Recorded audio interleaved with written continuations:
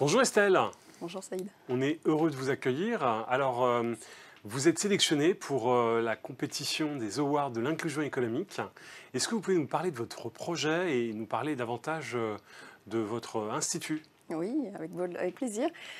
Donc nous, on concourt au titre d'un établissement d'enseignement supérieur, puisqu'Institut Mines Télécom Business School, comme son nom l'indique, c'est la Business School de l'Institut Mines Télécom, c'est-à-dire une grande école de management au sein d'un groupe d'écoles d'ingénieurs pour la plupart, puisqu'on est la seule Business School de l'Institut Mines Télécom. Donc l'Institut Mines Télécom, c'est les écoles des mines, les écoles télécom qui sont bien connues. On est basé sur la commune d'Évry-Courcouronnes dans l'Essonne. Et on a des étudiants qui nous viennent en post-bac, qui nous viennent en post-bac plus 2, bac plus 3. Ils viennent de terminer là, les concours des classes prépa, mais nos voies d'accès sont très diversifiées. On n'est pas du tout axé sur les classes prépa seulement. Et donc, dans notre programme de master, on a des étudiants qui nous viennent de BTS, qui nous viennent d'IUT, qui nous viennent de fac, qui nous viennent d'autres écoles de commerce, de classes prépa, et des classes prépa économiques, des classes prépa littéraires et des classes prépa scientifiques. Donc voilà, une diversité. Et là où ça nous intéresse, c'est de montrer en quoi est-ce qu'on aide les entreprises à avoir une plus grande diversité en leur sein, en accueillant les managers que l'on forme et que l'on diplôme. Donc voilà, c'est de ça qu'on voudrait parler. Parfait. Donc, cette diversification de sourcing provoque naturellement en fait, des candidatures diversifiées, des profils diversifiés dans vos viviers. Alors oui, il y a les voies d'accès, mais ça, on n'est pas les seuls. Par contre, on est les seuls, et depuis la création de l'école en 1979, donc ça fait bientôt 45 ans, on est les seuls à avoir une politique sociale particulièrement importante, particulièrement volontariste, puisque par décret, notre institut a été créé en exonérant de frais de scolarité tous les boursiers, quel que soit leur échelon de bourse, donc que ce soit les moins pauvres des pauvres ou les plus défavorisés des défavorisés. Et ça, c'est une vraie fierté, puisque ça remplit une mission de service public. Et étant donné la qualité de l'insertion professionnelle de nos étudiants, nous avons des niveaux de salaire, nous avons des accès à l'emploi, nous avons des parcours de carrière qui nous permettent d'être la première grande école en termes d'ascenseur social, en comparant le coût gratuit ou extrêmement faible de notre scolarité, de nos formations, et la qualité après des parcours professionnels après la diplomation. Alors, quels sont les résultats que vous pouvez aujourd'hui présenter? Quel est l'impact en fait, de votre démarche? Alors, l'impact de notre démarche, c'est avant tout le travail que l'on fait pour pouvoir rendre accessibles ces formations, pour pouvoir accompagner ces populations qui sont différentes, et pour derrière leur donner un maximum de chances d'insertion professionnelle réussie, épanouie, longue et durable. On a donc une qualité d'accès et un taux d'étudiants boursiers qui est particulièrement élevé, qui est beaucoup plus élevé que l'ensemble des autres grandes écoles de commerce, puisqu'il dépasse 50%. Sur à peu près 1000 étudiants, on en avait à peu près 500 qui étaient boursiers, quel que soit leur échelon de bourse, de l'échelon 0 bis jusqu'à l'échelon 7. Et nous en avions une très grande proportion qui était entre l'échelon 5 et l'échelon 7, c'est-à-dire les plus défavorisés des étudiants boursiers. Ces étudiants-là, ils sont... donc notre enjeu ici, c'est vraiment de pouvoir identifier que c'est au moment de l'école de commerce aussi que ça se joue. Bien entendu, ça peut se jouer en amont de la grande école de commerce pour pouvoir favoriser et lutter contre l'autocensure, très souvent des étudiants défavorisés. Mais en tout cas, nous, notre enjeu, c'est de lutter contre l'autocensure. Typiquement, on fait partie des cordées de la réussite, on va dans les lycées, dans les collèges pour sensibiliser et dire que c'est possible. Mais une fois qu'il y a ce coût de la scolarité qui est particulièrement intéressant et faible au regard des autres écoles de commerce, qui en plus creusent l'écart avec aujourd'hui des tarifs qui sont assez inflationnistes, on a des tarifs qui sont les plus bas du marché, on a des tarifs qui sont intermédiaires pour les étudiants pour lutter contre l'effet de seuil entre un étudiant qui est boursier et qui est exonéré un étudiant qui n'est pas boursier et qui paierait le tarif de l'école.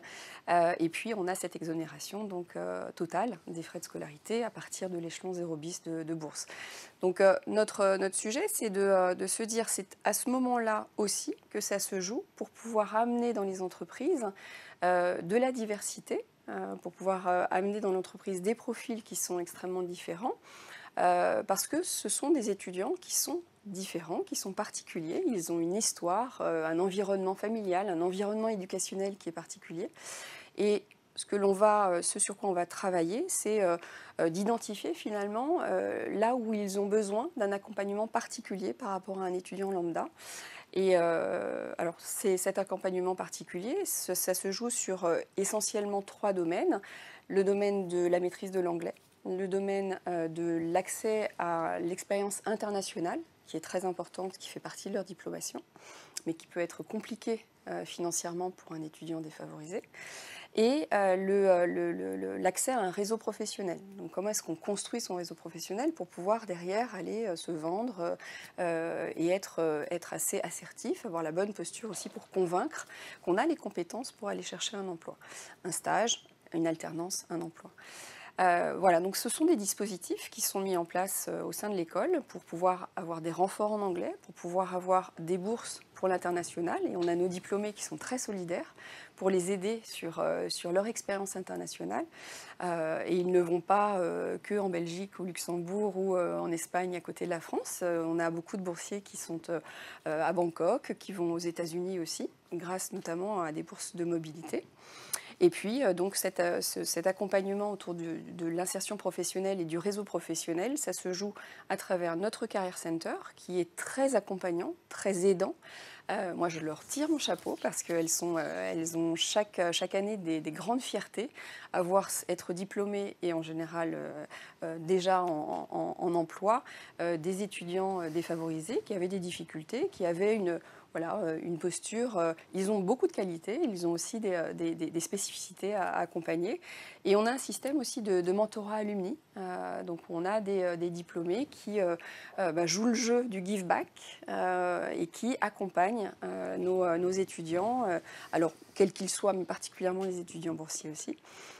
Sur leur lettre de motivation, sur la façon dont ils construisent leur projet professionnel, sur des contacts, ils leur ouvrent des portes, ils leur ouvrent leur carnet d'adresses.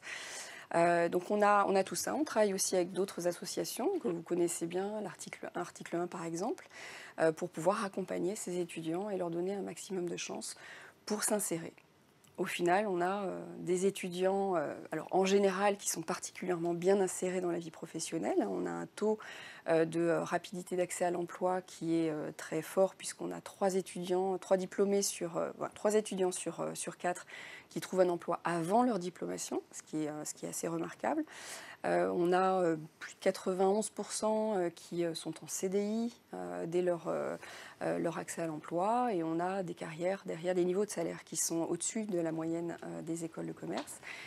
Donc on a un rapport entre le coût de la scolarité et le bénéfice et la qualité d'insertion professionnelle qui est particulièrement, dont on est particulièrement fier. Alors, si j'étais un jeune, je vous poserais la question suivante. Est-ce que vous pouvez me donner 2-3 exemples en fait, d'anciens étudiants qui sont passés par l'Institut et que sont-ils devenus? Il y en a un qu'on connaît bien et dont on est particulièrement fier. Alors, il se reconnaîtra, il s'appelle Anthony.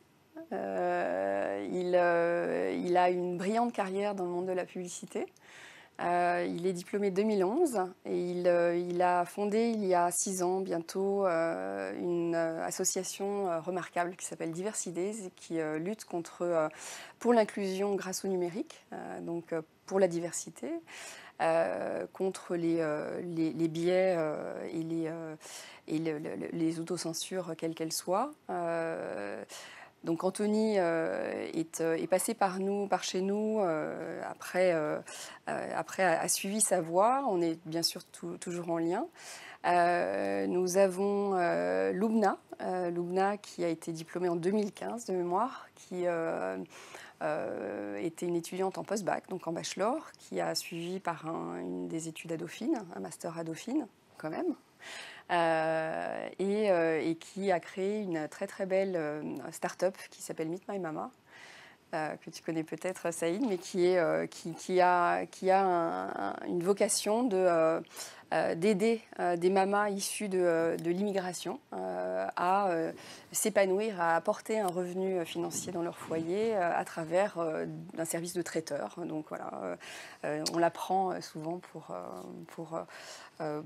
nos événements. Et puis on a Mariam qui est diplômée 2019, qui a créé une très jolie start-up qui s'appelle Broken Abroad, qui est passée avec l'aide de notre incubateur notamment, et qui s'est lancée sur une plateforme de mise en relation d'étudiants fauchés en voyage, et qui cartonne en ce moment. Qui cartonne en plus. Ok, Ouais. Voilà, donc le secret de la réussite de l'entrepreneuriat social ou de l'entrepreneuriat plus éthique, plus Très inclusif, engagé. c'est l'IMT. IMT Business School. Business School, ce qui n'est pas pareil. Merci à vous. Merci Saïd. À bientôt. À bientôt.